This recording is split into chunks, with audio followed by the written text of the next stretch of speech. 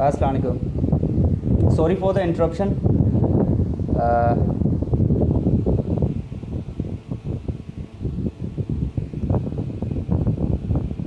Can you hear me?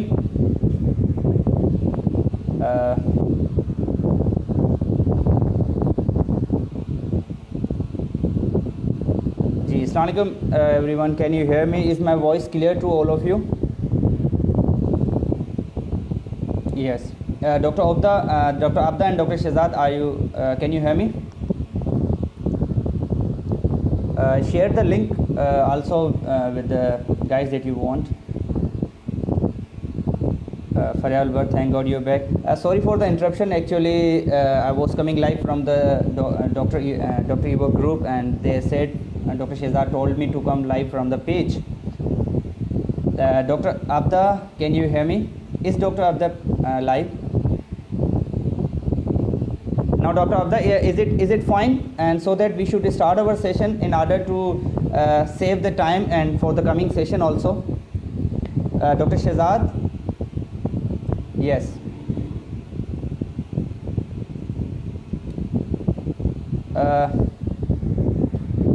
Is voice clear? And let's start our session because the time is for the next session also. Well, we were talking about the. Yes, thank you, Dr. Abda, for responding. We were talking about the tech neck syndrome. The tech neck syndrome is also called text neck syndrome. Tech neck syndrome को text neck syndrome भी जो है वो कहा जाता है, क्योंकि जो tech neck syndrome है, word itself implies, जो word अगर हम break down करें, tech neck syndrome neck से related है, और technology, due to the excessive usage of technology, this syndrome occurs at the region of the neck region of the cervical. ये गर्दन के जो गर्दन में होता है, ज़्यादा टेक्नोलॉजी नो डाउट ऑफनली जो है वो मोबाइल वगैरह के यूजेज से ज़्यादातर ये जो है वो कंडीशन डेवलप होती है. And the syndrome means the collection of the symptoms, sign and symptoms. The collection of the symptoms is called the syndrome. The syndrome which develops at the neck region due to the overuse of technology, that's why it is called tech neck syndrome. And it is also called text neck syndrome because we mostly use our mobiles during the like texting and chatting and all. That's why it is also called text neck syndrome. ठीक है, तो हम उसका थोड़ा बहुत introduction ये हो गया कि ये वो कंडीशन है जो कि गर्दन में डेवलप होती है. इसके बाद हम उसके कुछ सिम्टम्स देखेंगे कि बीइंग ए फिजियोथेरेपिस्ट हमारे पास जो पेशेंट आते हैं तो किस किस्म की सिम्टम्स लेके आते हैं. What are the symptoms presented by the tech neck syndrome patient, what are the clinical presentations, what are the clinical manifestations, these all we will study in this session. ठीक है, मुझे थोड़ा सा फास्ट मूव करना है because 9 बजे जो है वो नेक्स्ट सेशन है साइकोलॉजी के ऊपर. ठीक है, तो टेक्स्ट नेक सिंड्रोम को एंटीरियर हेड सिंड्रोम भी कहा जाता है क्योंकि इसमें जो आपका हेड है वो बेसिकली फॉरवर्ड टिल्टेड होता है.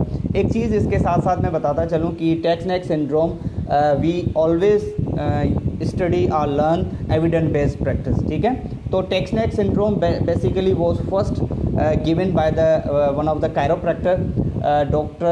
D.L. Fishman. He was the first guy who introduced the text neck syndrome.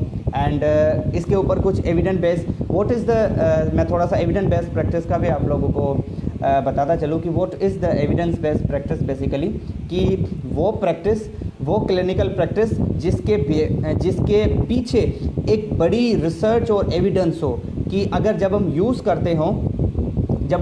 करते हों तो उसकी कोई भी क्लिनिकल प्रैक्टिस जब हम परफॉर्म करते हैं तो उसके पीछे हमारे पास बहुत सारी एविडेंस है. मिसाल के तौर पे मैं बता रहा हूँ, I am not evidence for it, लेकिन जब मैं आपको अगर कोई चीज़ बताता हूँ उसके साथ साथ मैं आपको अगर रेफरेंस दूँ, that is the basically evidence based practice. ठीक है, तो tech neck syndrome due to the repetitive injury, जब कंटिन्यूसली देखें जो बॉडी की बेसिक पोस्चर है, बॉडी का जो नॉर्मल पोस्चर है ना, we should keep body our straight, our cervical should be in line. अगर हम साइड व्यू से देखें, it should be in line with our shoulder level.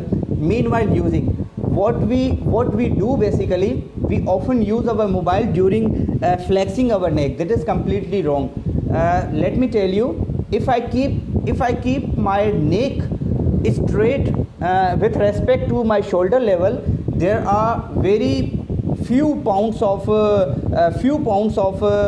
force load on my cervical, on my axial, what we call axial load.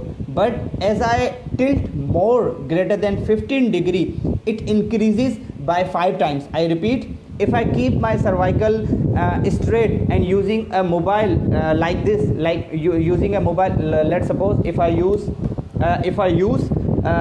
my mobile and keep my neck straight, this is how position in which 10 to 12 pound load on my neck.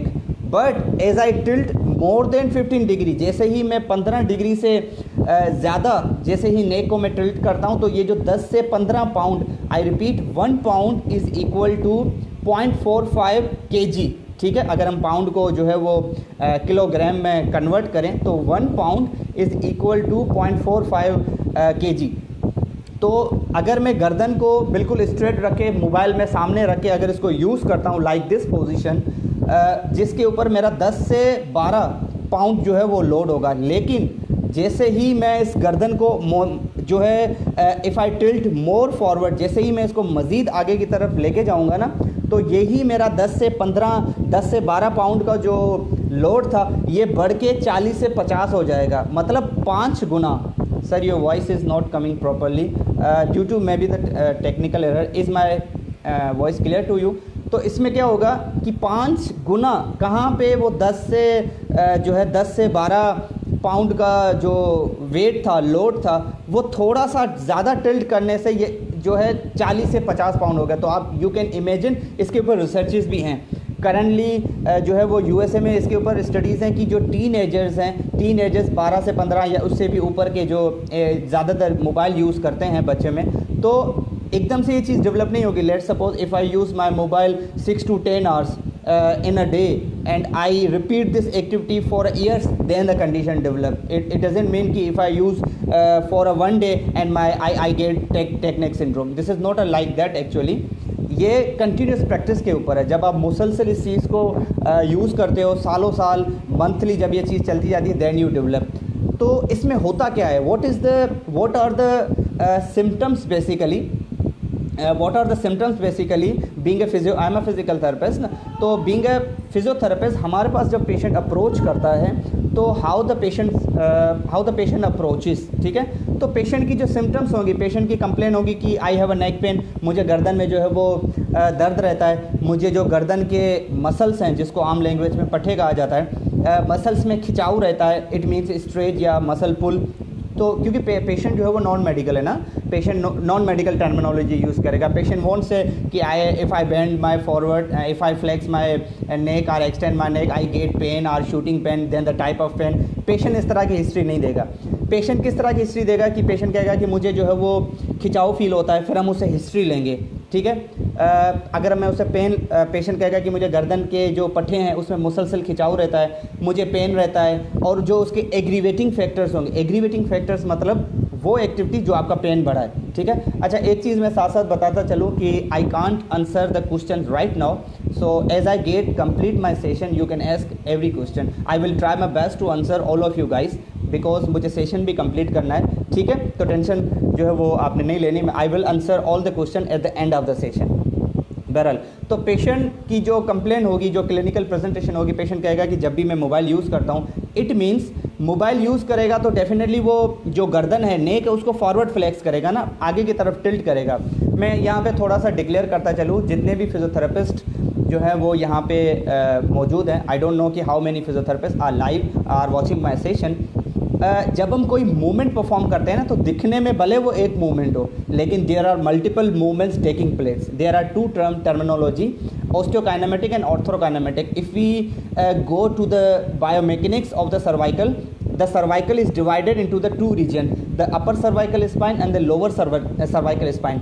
When I do a movement at the upper cervical spine, just like I do a flexion, there is another movement which is called retraction. When I do a extension, there is also a protraction, ठीक है। तो अगर हम बायोमेकेनिकली देखें, there are coupled movement also, the facet joint also move. The facet joint, they are the key, they play a key role in guiding the movement. if the facet joints they are not oriented properly, you can't do a movement to a full range, ठीक है।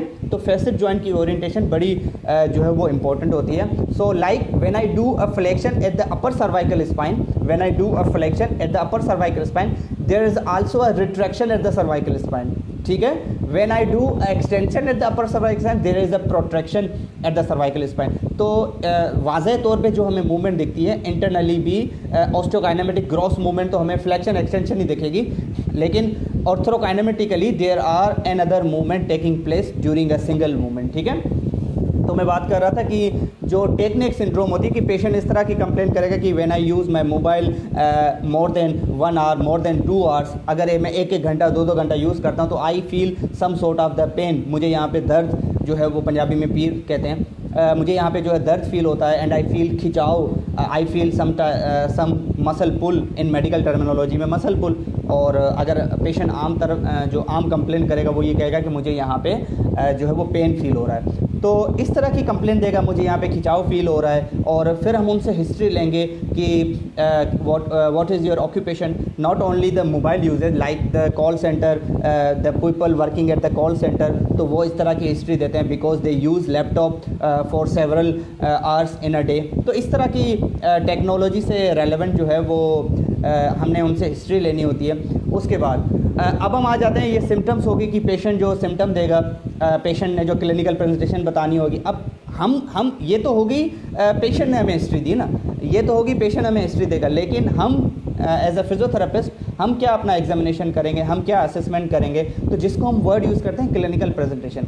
एक इसके साथ है एक और word भी use होता है क्लिनिकल मैनिफेस्टेशन। तो clinical manifestation and clinical presentation both are same, you don't need to confuse between them. अब हम देखेंगे कि पेशेंट की जो अलामात होंगी, पेशेंट का जो रिप्रेजेंटेशन होगा बेसिकली वो क्या रिप्रेजेंटेशन होगा। तो पेशेंट की रिप्रेजेंटेशन कुछ इस तरह से होगी कि जो सर्वाइकल है वो थोड़ी सी फॉरवर्ड होगी, मतलब आगे की तरफ होगी, इसीलिए इसको एंटीरियर हेड सिंड्रोम भी कहा जाता है, जिसमें बेसिकली जो पेशेंट की रिप्रेजेंटेशन है। दूसरा, ये जो मसल्स हैं सर्वाइकल के, मैं इसको शो करता हूँ आपको, ठीक है। सर्वाइकल के जो मसल्स हैं, अब कौन कौन से मसल्स मेनली इन्वॉल्व होते हैं, इसमें जो मेनली इन्वॉल्व होते हैं वो अपर ट्रेपेजियस, सेरेटस एंटीरियर, स्पेशली वो मसल्स जो नेक से निकल के हमारे शोल्डर लेवल पे आ रहे हैं, जिसमें ट्रेपेजियस है, प्लेटाइस में है, और भी सारे मसल्स हैं, सेरेटस एंटीरियर है। तो इसकी जो सिम्टम्स होगी उसमें पेशेंट को पेन होगा। पेन में फिर हम उसके मज़ीद देखेंगे कि which type of the pain actually, like जो नर्व का पेन होता है, लेट सपोज अगर वो कंडीशन सालों साल उस पेशेंट में रही है तो इट कैन कंप्रेस नर्व, अगर वो नर्व को कंप्रेस करेगी तो पेन जो है वो रेडिएट होगा, ठीक है। पेन रेडिएट भी होगा, तो उसकी जो हिस्ट्री होगी वो ये होगी कि पेन फैलता जा रहा है, ठीक है। तो जो हम डिफ्रेंशिएट करेंगे ना, पेशेंट तो हमें ऐसे ही हिस्ट्री देगा। तो जो नर्व का पेन होगा वो शार्प शूटिंग पेन होगा बेसिकली। मसल्स का पेन होगा डल एकिंग पेन, वो कहेगा कि कुछ थकावट सा पेन है। तो जो थकावट वाला बेसिकली पेन है वो मस्कुलर पेन या डल एकिंग पेन को इंडिकेट करता है। या अगर वो इस तरह की हिस्ट्री दे कि पेन मेरा जो है वो फैल रहा है बेसिकली, तो वो नर्व का पेन होता है। तो नर्व का पेन हमेशा रेडिएट करता है। बाकी जितने भी पेन के टाइप्स होते हैं ना, ट्रिगर पॉइंट का पेन वो इतना नहीं रेडिएट करता जितना। मैं एक बेस्ट एग्जांपल दूंगा नर्व के पेन का कि वेन एवर आवर एल्बो कोनी, जो हमारी कोनी है, whenever our elbow strikes with any sharp object, with any hard object, we suddenly feel some current like symptoms, एक सुइयाँ चुभने वाली जो हमें फीलिंग आती है बेसिकली। तो ये क्या है, जो कोनी हमारी स्ट्राइक करती है, this is basically irritation of ulnar nerve, ठीक है। तो नर्व की जो डिस्टर्बेंस होगी, जहाँ पे नर्व जो जा रहा है, अपना जो नर्व का कोर्स है उसको वहाँ पे वो अपना पेन रेडिएट करेगा, ठीक है। तो अगर सर्वाइकल में ज़्यादातर टेक नेक सिंड्रोम की वजह से नर्व कंप्रेस हो रही है तो जो उसका पेन है वो बाजुओं में फैलेगा। फिर वो डिपेंड करता है कि वो यूनिलेटरल है, बाईलेटरल है। अगर वो बिल्कुल सेंट्रल पे कंप्रेशन दे रही है तो क्वाइट पॉसिबल वो दोनों तरफ जो है वो रेडिएट करे। अगर वो समटाइम एक तरफ है, just like the tech neck syndrome, wry neck है मिसाल के तौर पे, इसको रे नेक WRY, टॉर्टिकोलोसिस है मिसाल के तौर पे, जिसमें एक तरफ का स्टेनो एसीएम जो स्टेनोक्लेडोमास्टॉइड है, दिस इज़ द स्टेनोक्लेडोमास्टॉइड मसल, जब वो शॉर्टन हो जाता है तो टॉर्टिकोलोसिस इस तरह करके। तो पेशेंट की हिस्ट्री होगी, पेन होगा, पेशेंट को स्टिफनेस होगी, पेशेंट खिंचाव फील करेगा, डिस्कम्फर्ट होगी, फटीगनेस होगी, मसल वीकनेस होगी, ये टेंडरनेस होगी। ये बेसिकली जो पेशेंट हमें हिस्ट्री देगा कि मुझे ये अलामात जो है वो फील होती है। तो हमने टेक नेक सिंड्रोम का इंट्रोडक्शन भी देख लिया कि हमने इंट्रोडक्शन उसका क्या देना है। उसके बाद हमने जो है वो पेशेंट की क्लिनिकल प्रेजेंटेशन देख ली कि पेशेंट की जो क्लिनिकल प्रेजेंटेशन है वो क्या होगी, पेशेंट की सिम्टम्स क्या होगी। उसके बाद डेफिनेटली हम डायरेक्टली मूव ऑन करते हैं मैनेजमेंट की तरफ, क्योंकि टाइम का भी जो है वो बड़ा इशू है। नेक्स्ट सेशन पे भी हमने जो है वो जाना है।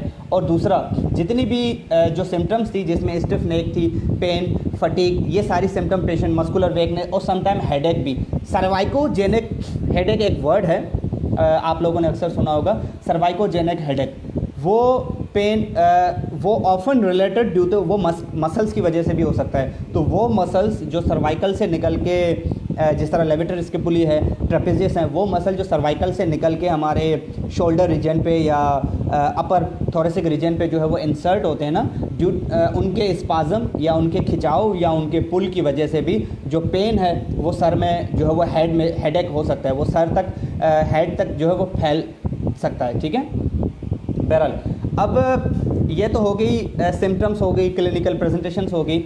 अब इसकी वजह से due to the tech neck syndrome या due to the over use, due to the excessive usages of the technology या the mobile, what would be the future complication. यहाँ पे एक वर्ड है कॉम्प्लिकेशन। मैं कॉम्प्लिकेशन को आप लोगों को डिस्क्राइब करता हुआ चलूँ कि व्हाट इज़ द कॉम्प्लिकेशन, मतलब जो एक चीज़ डेवलप हो गई उसके बाद हमें क्या जो है वो उससे दिक्कत होगी, मज़ीद जो प्रॉब्लम क्रिएट हो सकती है वो क्या हो सकती है, तो उसे हम कॉम्प्लिकेशन वर्ड यूज़ करते हैं ना।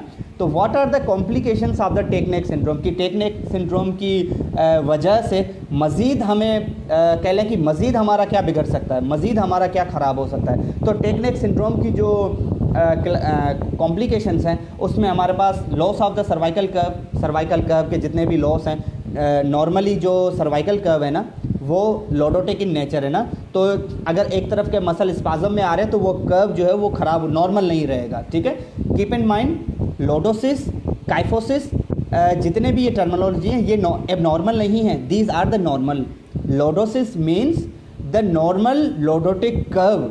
अगर ये एबनॉर्मल हो जाए तो कह लें कि एबनॉर्मल है। ठीक है, मतलब what would be the definition of abnormal lordosis is the loss of normal lordotic curve. The generation of lordotic curve is called lordosis, which is normal. I repeat, lordosis is normal, लेकिन the loss of the normal lordotic, जब ये normal lordotic curve अगर loss हो जाए, जितना होना चाहिए उतना नहीं हो मिसाल के तौर पे, तो वो एबनॉर्मल कहलाएगा। ठीक है, मैं बता रहा हूँ कि ये एबनॉर्मलिटी नहीं है। तो लॉस ऑफ द नॉर्मल, जो सर्वाइकल का नॉर्मल लॉर्डोटिक कर्व है, जब वो लॉस हो जाए तो ये इसकी कॉम्प्लिकेशन है। मतलब उसके बाद अर्ली ऑनसेट आर्थराइटिस की तरफ डिजेनरेटिव चेंजेस आ सकते हैं, मसल स्पाज़म में जा सकते हैं, तो मसल स्पाज़म अगर चला जाएगा तो कर्व लॉस हो जाएगा, excessive thoracic kyphotic curve generate हो सकता है, muscle weakness, decompression, these are the basically complications that can be generated from the tech neck syndrome. ठीक है, अब हम मूव ऑन करते हैं अपने मैनेजमेंट की तरफ। What is the preferable treatment Asad?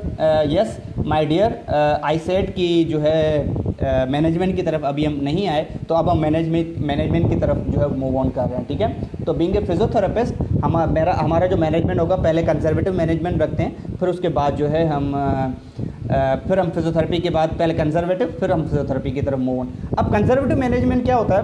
Conservative management ये होता है कि सिम्टमेटिक रिलीफ, कि जो पेशेंट की सिम्टम्स हैं, पेशेंट की जो कंप्लेन है उनको बेसिकली उनको ट्रीट करना बेसिकली ना। अब पेशेंट की सिम्टम्स क्या है? पेन है, तो हम पेन को ट्रीट करेंगे, पेन को क्लासीफाई करेंगे कि कौन सा पेन है, मसल से आ रहा है, नर्व से आ रहा है, या किसी भी किस्म का पेन। उसके बाद जो स्पाज़म है, ठीक है, स्पाज़म है, स्पाज़म मतलब टोन का बढ़ जाना। स्पाज़म की मेडिकल जो डेफिनेशन है इज़ हाइपरटोनिसिटी। जब टोन बढ़ जाती है मसल में, what is the tone? Basically tone is partial state of contraction. जब हम कहते हैं ना कि हमारे मसल्स, हम सोए भी रहते हैं या हमारे मसल्स कभी भी ज़ीरो फुल रिलैक्स नहीं होते, there is always a some sort of state of contraction.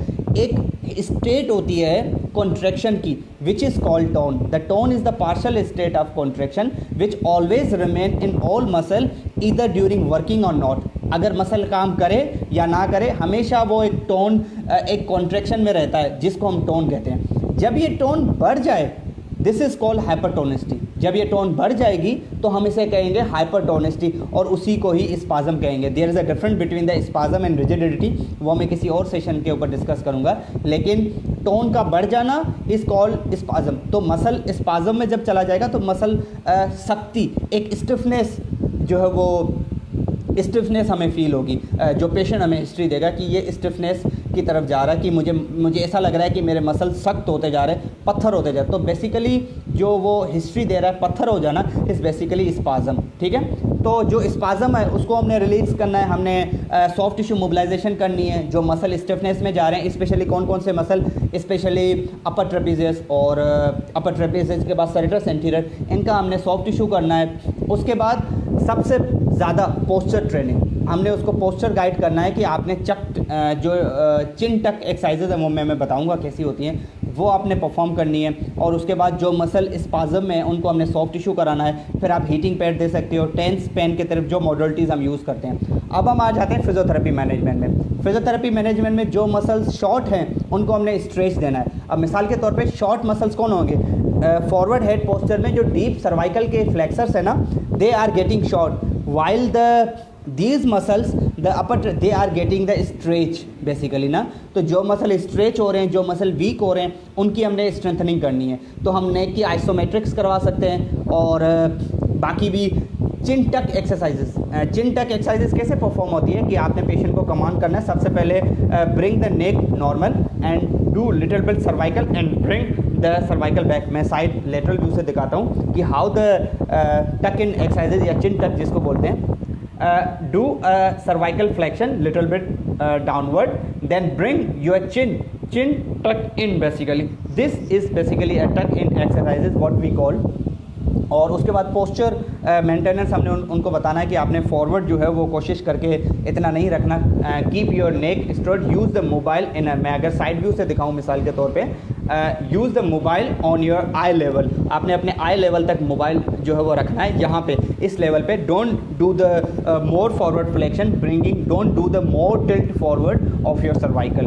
तो ये पोस्चरल ट्रेनिंग एजुकेशन बेसिकली। अब सवाल है कि सॉफ्ट टिश्यू हम किन मसल्स का करेंगे? सॉफ्ट टिश्यू उन मसल्स का करेंगे जो स्पाज़म में चले गए हैं। ठीक है, जो मसल्स स्पाज़म में जा रहे हैं उनका हमने सॉफ्ट टिश्यू करना होता है। जो मसल वीक हो रहे हैं, शॉर्ट हो रहे हैं, उनकी हमने स्ट्रेचिंग करनी है। ठीक है, अब उसके बाद एक्टिव एंड पैसिव स्ट्रेचेस। अब मिसाल के तौर पे जो ACM है, ठीक है, दिस इज़ द स्टर्नोक्लेडोमेस्टोइड ना। स्टर्नोक्लेडोमेस्टोइड स्टर्नम पे अटैच होता है और इसके दो हेड होते हैं बेसिकली, मेस्टोइड प्रोसेस से निकलता है। तो स्टर्नोक्लेडोमेस्टोइड स्टर्नम और क्लेविकल पे अटैच होता है, और mastoid process behind our ear, हमारे कानों के पीछे जो मेस्टोइड प्रोसेस है, the bony landmark as you easily can feel it.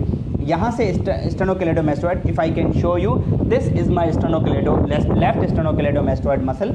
इसकी हमने स्ट्रेचिंग करनी है, like the active stretching that we can do. Keep your neck straight and do the stretching. जिस साइड का है वो डिपेंड करता है, अगर लेफ्ट साइड का है तो इस तरह करके। ठीक है, उसके बाद जो हमारे जितने भी कंजर्वेटिव मैनेजमेंट में हम जॉइंट कंजर्वेटिव मैनेजमेंट में हम हीटिंग हो गई। अब अगर एक्यूट फेज़ में हमारे पास अगर पेशेंट आता है, मिसाल के तौर पे एक्यूट केस में आ गया, उसको बहुत ही सीवियर पेन है, तो हम कंजर्वेटिव मैनेजमेंट की तरफ जाएंगे, जिसमें हम उसको हीट दे सकते हैं, उसका पेन रिलैक्स कर सकते हैं। कोल्ड भी प्रेफरेबल है, डिपेंड करता है। जो आइसिंग और हीटिंग का फ़र्क है ना, वो मैं थोड़ा सा आपको बताता चलूँ कि आइसिंग और हीटिंग किन कंडीशन में देना चाहिए और हाउ टू रिलीव स्पाज़म। तो बेटा सभा का क्वेश्चन है, मैं एंड में करूँगा। स्पाज़म का ही मैं बता रहा हूँ कि स्पाज़म को आप स्ट्रेचिंग और सॉफ्ट टिश्यू से भी रिलीज़ कर सकते हैं। ठीक है, रिलीज़ कर सकते हैं। जो आइसिंग और हीटिंग में बता रहा था, basically what the icing does, icing करती क्या है? आइसिंग क्या करेगी कि जब हम किसी जगह पे इन्फ्लेमेशन होती है ना एक्यूट कंडीशन में, आपको मिसाल के तौर पे पैर में जब मोच आए जिसको आप एंकल स्प्रेन वगैरह या कहीं पे भी चोट लगती है तो फौरी तौर पे वहाँ पे इन्फ्लेमेशन हो जाती है, तो उन कंडीशन में आपने आइसिंग करनी है। What the icing does basically, icing करती क्या है, आइसिंग फौरी तौर पे वहाँ से ब्लड सर्कुलेशन जो है वो कम कर देती है, घटा देती है। It reduces the blood circulation. आपने कभी बर्फ़ आइसिंग अपने हाथ पे रखी है तो आपका हाथ जो है वाइट हो जाएगा, अगर आपका ब्लड लाल होता है ना तो वो हाथ आपका वाइट हो जाएगा क्योंकि वहाँ से ब्लड हट जाता है। एंड ब्लड जैसे ही वहाँ से हट जाएगा, ब्लड क्या करता है बेसिकली, ब्लड अपने साथ इन्फ्लेमेटोरी सेल्स लेते वहाँ पे इन्फ्लेमेशन बढ़ाता है बेसिकली। तो जैसे ही वहाँ पे आइसिंग हम करते हैं तो वहाँ से ब्लड जो कैपिलरीज हैं, जो ब्लड सर्कुलेशन है वो रिड्यूस हो जाएगी और आपका हाथ जो थोड़ी देर के लिए वो सुन्न हो जाएगा। तो in order to reduce the inflammation, in order to reduce the swelling in acute condition we go for the icing. और हीट क्या करती है, हीट ब्लड सर्कुलेशन बढ़ाती है। अब कहीं पे इन्फ्लेमेशन है और उसको चोट लगी है और इन्फ्लेमेशन वहाँ पे बढ़ रही है, वहाँ पे रेडनेस हो गई है बाकायदा, और वहाँ पे अगर आप हीट दोगे you are increasing the inflammation. ठीक है, क्यों? जब आप हीट करोगे मसल्स जो ब्लड सर्कुलेशन है वो बढ़ेगी। जब ब्लड सर्कुलेशन बढ़ेगी तो जहाँ पे चोट लगी है, जहाँ पे एंडोथेलियल इंजरी हुई है, वहाँ पे फौरी तौर पे ब्लड बढ़ेगा। ब्लड बढ़ेगा तो वहाँ पे इन्फ्लेमेटरी सेल्स बढ़ेंगे और आपकी इन्फ्लेमेशन के बढ़ने के चांसेस होते हैं। ठीक है, तो you should recommend icing and heating according to the choice, according to the need from the patient. ठीक है, चिन टक एक्सरसाइजेस हो गई। Isometric, how we do the isometric, घर के लिए जो हम आइसोमेट्रिक रिकमेंड करते हैं, होम प्रोग्राम रिकमेंड करते हैं। What is the isometric? Isometric में क्या होता है कि आपने मसल्स की मूवमेंट तो करानी होती है लेकिन मसल्स फिजिकली जो है वो मूव नहीं करता। मिसाल के तौर पे if I do a side bending, ठीक है, this is the right side bending and this is the left side bending. Now if I ये होम प्रोग्राम है आइसोमेट्रिक्स के लिए। If I resist, if I place my hand like this, now I am doing the side bending and I am resisting it. This is basically isometric. And what for which muscle this is isometric? For the right side. जितने भी right side के जो flexors हैं, जो side bending करते हैं basically, उसको हम resist कर रहा हूँ। This is the isometric. तो हमने उसको home program में ये बताना है कि जो muscles आपके short हैं, आप उनकी strengthening कर सकते हो। And isometric is basically strengthening exercises. और दूसरा पोस्चर, आपने उसका पोस्चर का जो है वो अच्छे तरीके से गाइड करना है। अब मैं सवालों का जो है वो कोशिश करके आंसर करता हूँ। मसल की लेंथ सेम रखनी है आइसोमेट्रिक में? जी बिल्कुल, वही बात हुई ना। If I do a side bending and if I resist it, the muscle internally contract करेगा लेकिन externally there wouldn't be any movement. This is the isometric. Now you can ask any question and I am here and I hope I am clear with the neck tech syndrome and its management. Sir can we use hot pack and spasm? Yes, go. अगर acute chronic condition में ice pack या heating दे सकते हो तो आप दे सकते हो। Spasm में क्या होता है बेसिकली, मसल जो है वो टाइट हो जाता है। तो जो हीटिंग है बेसिकली या मसाज है, जो बेसिकली सॉफ्ट टिश्यू मसाज है, उसका सूथिंग इफेक्ट है। और अगर हम बोनी लेवल पे अगर आपका जो है वो नेक का कर्व लॉस हो गया तो आप जॉइंट मोबिलाइजेशन की तरफ, मेटलैंड मोबिलाइजेशन। लेकिन keep in mind Maitland mobilization का grade 1 and 2, because grade 1 and 2, because the grade 1 and 2 are used for the pain while the 3 and 4 are used for another purpose. ठीक है, तो you can go with the grade 1 and 2 joint mobilization, Maitland mobilization. Sir in what condition we use heating spasm? आप spasm में दे सकते हो क्योंकि heating soothing effect है। हीटिंग एंड मसाज जो है ना बेटा, वो उसका सूथिंग इफेक्ट है, वो रिलैक्सिंग। आप कभी हीट दे रहे हो ना, मिसाल के तौर पे सर्दियों में जब हम हीट देते हैं तो हमें क्या होता है, we feel some sort of the relaxation basically. तो जो रिलैक्सेशन है, सूथिंग इफेक्ट है, वो आपका हीटिंग से मिल सकता है। तो पेशेंट का थोड़ा बहुत पेन जो है वो कम हो सकता है। ठीक है, when do go icing and acute condition? मैंने बताया ना, एक्यूट कंडीशन में आप जो है वो आइसिंग के साथ जा सकते हो। और हाँ, अब हमें कैसे पता चले कि जो पेन रेडिएट हो रहा है उस पर आप सर्वाइकल की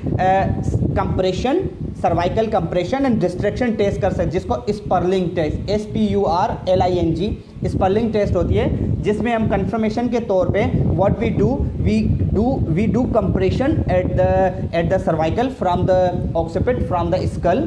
जैसे ही हम उसको कंप्रेस करते हैं नर्व के ऊपर मजीद कंप्रेशन आएगी तो उसका पेन जो है वो रेडिएट होगा. तो we will confirm that the spelling is positive for the neural and when we do the distraction the patient will feel some sort of the relaxation. क्यों? डिस्ट्रक्शन में बेसिकली क्या होता है, when we do distraction at the cervical, distraction में क्या होता है कि दोनों जो वर्टिब्रल बॉडीज हैं, दो वर्टिब्रा को हम डिस्ट्रैक्ट कर रहे हैं and we are relieving the compression over the nerve and patient will feel some sort of the relief. ठीक है. Why soft tissue massage? बेटा अगर हमने मसल्स को रिलैक्स करना है तो सॉफ्ट टिश्यू मसाज. मैं एक चीज़ बताता चलूँ कि सवाल बहुत फास्ट जो है स्क्रॉल होते जा रहे हैं, तो if I can't answer any question तो डोंट माइंड. ठीक है. How we can differentiate between the radiculopathy by the Spurling test. ठीक है. Any special test? Not for the neck tech syndrome जो है स्पेशल टेस्ट नहीं है, लेकिन स्पेलिंग टेस्ट से आप जो है VBI vertebral basilar artery syndrome insufficiency और न्यूरल कंप्रेशन को आप डिफरेंशिएट कर सकते हो. और क्या है sir? We can suggest soft collar. Yes Amna, you can suggest, we can suggest, क्योंकि सॉफ्ट कॉलर या जो हार्ड कॉलर है वो डिपेंड करता है कंडीशन कितनी ख़राब है. ठीक है. तो वो क्या करेगा, उसको पोस्चर उसकी अलाइनमेंट बेसिकली मेंटेन करेगा. तो you can go with the soft collar या hard collar. Tens having evidence? Samiya बेटा इलेक्ट्रोथेरेपी पे आप ना जाएं क्योंकि इस पर लंबी खासी बहस हो जानी है. वैसे internationally there is no evidence. While patient satisfaction you can go with the modalities. Distraction is mainly relieving factor. Distraction, we can say that the extension, no. Extension, this is the extension and this is the, when we do a longitudinal traction there is a difference between the traction and distraction. वो एक अलग topic है. When we do a longitudinal traction, this is the distraction and this is the extension with respect to the transverse. ठीक है. Sir, it's chronic. मतलब sorry, any special test? No special test. You can go with the Sperling. Sir, neck syndrome, facial muscle affected? कह सकते हैं. ठीक है. Can be medication? या headache के लिए आप देखो, आप मसल रिलैक्सन दे दो, क्योंकि जो मेन फैक्टर है वो क्या है, मसल आपका स्टिफनेस है ना. तो you can go with the टनलिन. ठीक है. टाइजेंडिन फॉर्मल जो TI, ये बेसिक आपको डॉक्टर शिजात अच्छे से बता सकते हैं या जो भी फार्मासिस्ट है. जो मसल रिलैक्सेंट है टाइजेंडिन, वो आप रिकमेंड कर सकते हो, जिसमें मूवेक्स आती है, टनलिन आती है. ठीक है. You can go with the ultrasound. Ultrasound have very good effect in order to break the scar. Neck pain भी होता है. Cervical radiopathy collar can be use to prevent the compression. Yes. How we relieve the neck pain and shoulder pain? बेटा already मैं बता चुका हूँ कि neck pain के लिए आप सिम्टोमेटिक रिलीफ की तरफ जा सकते हो. ठीक है. Reason of the neck syndrome already मैं बता चुका हूँ, ड्यू टू द टेक्नोलॉजी. ज़्यादातर हम जब गर्दन को झुका के रखते हैं तो नॉर्मली 10 से 12 पाउंड लोड होता है, लेकिन जब हम ज़्यादा 15 डिग्री से ज़्यादा टिल्ट करते हैं तो ये लोड बढ़ जाता है. ठीक है. 1 pound is equal to the dry needling. या मैं खुद जो है वो मैं नीडलिंग प्रैक्टिशनर हूँ, तो आई एम आल्सो एक्यूपंक्चरिस्ट. तो dry needling has also effects in order to reduce the spasm. Scoliosis treatment? बेटा आउट ऑफ टॉपिक है Varsha, we can't go with the scoliosis. अगर हेडेक होता है तो कंटिन्यूसली फ़ोन या लैपटॉप को देखने से भी ये हो सकता है. Not getting your question. Sir, what should we apply better, soft tissue massage or icing? Both are the conservative and physiotherapy management. वो रेडियल नर्व नहीं था बेटा, अल्लर नर्व था. जो मैंने एग्जांपल दिया था वो अल्लर नर्व, जो कोनी वाला मैंने एग्जांपल दिया था ना, वो अल्लर नर्व है. ठीक है. नेक पेन की कोई एक्सरसाइज बताई ना मैंने, आइसोमेट्रिक हो गई, स्ट्रेंथनिंग हो गई. You can go with. What is the treatment for scoliosis? Not going Rabia, sorry, we are on neck tech syndrome. What about the stretching exercises? कौन सी स्ट्रेचिंग एक्सरसाइज? डिपेंड करता है. लेट सपोज अगर trapezius है तो जो टक इन एक्सरसाइजेज है ना, let suppose as I do a flexion. ठीक है. Here is my muscles are getting, the trapezius are getting stretch. ठीक है. तो आप स्ट्रेचिंग, ACM को स्ट्रेच करना है, you can do a active stretch. ठीक है. What treatment give for the cervical radiculopathy? आप ट्रैक्शन दो, सर्वाइकल ट्रैक्शन बेस्ट. ठीक है. There is any treat to treat the headache? Yeah, neck and snake. Sustained natural apophyseal gland, they are the best. Mulligan की ये techniques हैं. I am a Mulligan certified also. जो Mulligan की techniques हैं वो भी हेडेक पे जो है वो एप्लीकेबल हैं बिल्कुल. What painkiller we can take? Whatever, the naproxen, ibuprofen, whatever, diclofenac sodium, diclofenac potassium, you can go with. Go for with the muscle relaxant. Shoulder pain relief. Shoulder pain को treat नहीं करना.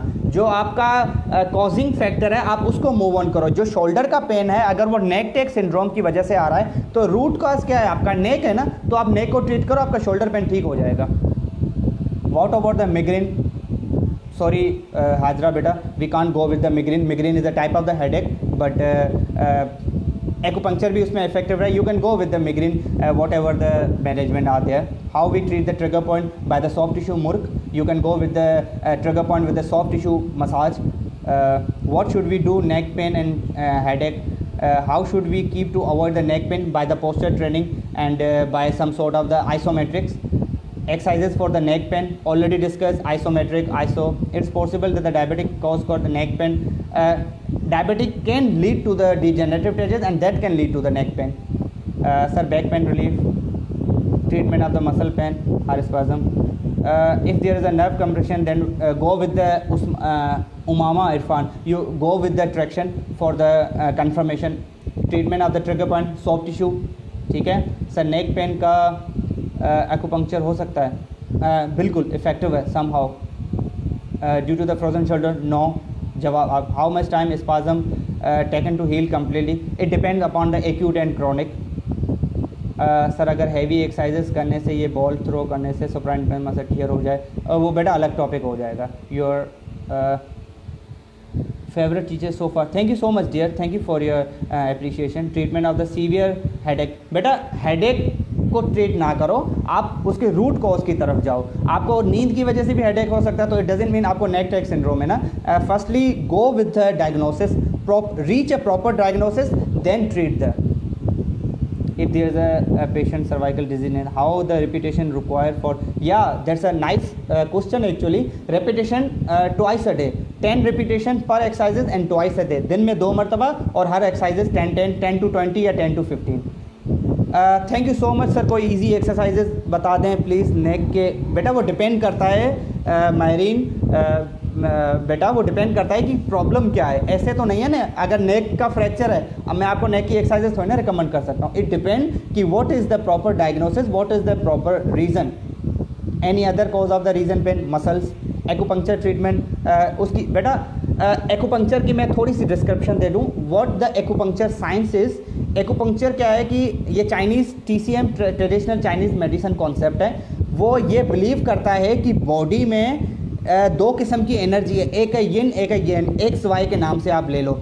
जब भी 2 energy imbalance होती है तो body बीमार हो जाती है, बॉडी एबनॉर्मल हो जाती है. Now acupuncture what does they do the balance of this energy and body become normal. तो ये बेसिकली उसके पीछे साइंस है. By using some channels in the body through which the energy runs. There are thousands of the channels for the different conditions.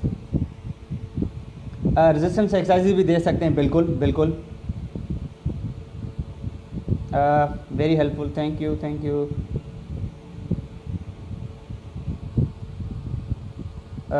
I think we should wind up. How we recognise the neck tech syndrome. बेटा clinical presentation से, ये जिसका भी सवाल था हम उससे history लेंगे और क्लिनिकल प्रेजेंटेशन उसकी देखेंगे तो ही हम डायग्नोसिस करेंगे. उसका हेड जो है वो फॉरवर्ड टिल्टेड होगा, इसीलिए इसको एंटीरियर हेड सिंड्रोम भी कहा जाता है. Got it. Thank you my dear. Neck tech Ayesha Baloch. Neck tech syndrome की वजह से कौन सी नर्व का हम नहीं कह सकते, लेकिन जो नर्व्स नेक से निकल रही है, आपको पता है कि यहाँ पे ब्रेकल प्लेक्सस भी है ना, तो अगर जो कंप्रेशन है वो सेंट्रल कंप्रेशन देता है, you will get a bilateral radiculopathy. But when there is a unilateral bulging, posterior bulging and causing the compression of one side, you will get a unilateral radiculopathy. ठीक है. कौन सी nerve will होगी अनुषा? बेटा कोई particular nerve नहीं होगी, वो assessment से पता चलेगा. ठीक है. चलें जी, thank you so much doctor Shahzad, and आप लोग भी बहुत अच्छा काम कर रहे हो। एंड अब मुझे इजाज़त दीजिएगा फिर इंशाल्लाह। और सेकेंडली मैं ये साथ साथ ये बताता चलूँ कि नेक्स्ट सेशन जो है साइकोलॉजी के ऊपर है, और मेरा जो खुद का चैनल है personally where from I come live for the different sessions centre of मेलम थेरेपी, उसका भी लिंक मैं जो है डॉक्टर शहजाद को दे दूँगा, और होपफुली डॉक्टर आबदा भी हमारे साथ हैं। तो keep watching the centre of मेलन थेरेपी एंड मिस्टर डॉक्टर ईवो ऑल्सो, और वहाँ से भी मैं जो है डिफरेंट सेशन देता हूँ डिफरेंट टॉपिक्स के ऊपर। और thank you so much, this platform is doing a very wonderful job. And अब मुझे इजाज़त दीजिएगा, thank you so much, keep watching, and most important stay home, stay safe. Thank you so much, अल्लाह हाफिज़।